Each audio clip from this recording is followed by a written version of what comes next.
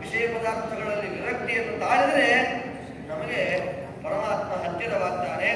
ಅಂತಹ ಪರಮಾತ್ಮನ ಅನುಗ್ರಹದಿಂದ ನಾವು ಮೋಕ್ಷ ಸುಖವನ್ನು ಪಡೆಯಲಿಕ್ಕೆ ಕಾರಣವಾಗುತ್ತೆ. ಹಾಗಾದರೆ ಮುಖ್ಯವಾಗಿ ನಮ್ಮಲ್ಲಿರತಕ್ಕಂತಹ ಅಜ್ಞಾನ ಹೊರಟು ಹೋಗಬೇಕು.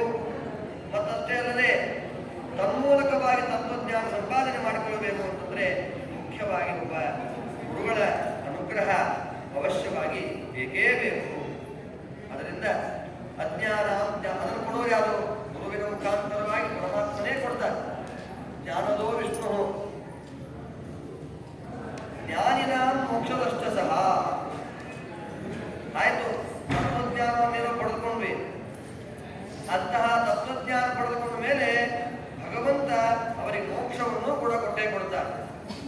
ಜ್ಞಾನಿನ ಮೋಕ್ಷದಷ್ಟ ಸಹ ಅಂದಮೇಲೆ ಮೋಕ್ಷಕ್ಕೆ ಹೋಯ್ತು ಆಯಿತು. ಪರಮಾತ್ಮನ ಅನುಗ್ರಹದಿಂದ ಮೋಕ್ಷ ಅಂತಂತಂದ್ರೆ ಪರಮಾತ್ಮ ಜಿಜ್ಞಾಸೋಕ್ತ ಜ್ಞಾನದ ತತ್ಪ್ರಸಾದೇವ ಮುಚ್ಚತೆ ಅಂತ ಅನ್ನೋ ವ್ಯಾಖ್ಯಾನದಲ್ಲಿ ಹೇಳಿದೆ.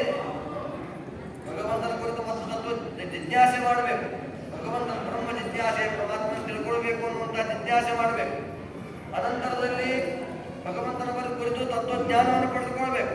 ತತ್ವಜ್ಞಾನ ಪಡೆದುಕೊಂಡ ಮೇಲೆ ಮೋಕ್ಷವನ್ನು, ಮೋಕ್ಷ ಅಂತಂದ್ರೆ ಭಗವಂತ ಏನಂ ಮೋಚಯಾಮಿ, ಇವನಿಗೆ ನಾನು ಮೋಕ್ಷವನ್ನು ಕೊಡ್ತೇನೆ ಅಂತ ಭಗವಂತನಿಗೆ ಇಚ್ಛೆ ಆಗಬೇಕು.